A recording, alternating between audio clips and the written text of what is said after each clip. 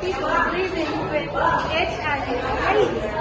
At first, it felt like just a small class.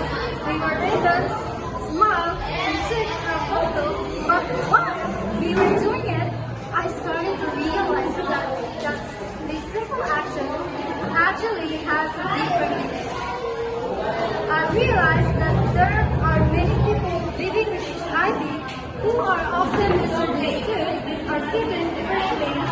Some of them feel alone, not because they want to be, but because people are afraid or don't understand. And that made me think, what if I were in their place? I would want people to treat me with kindness, not fear. I want to feel accepted and not judged.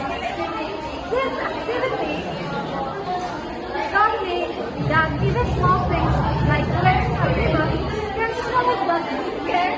It's a reminder that awareness is not just about knowing, but about how we treat others every day. To everyone living with HIV/AIDS, I want to say this from the heart. You are not alone. You are important.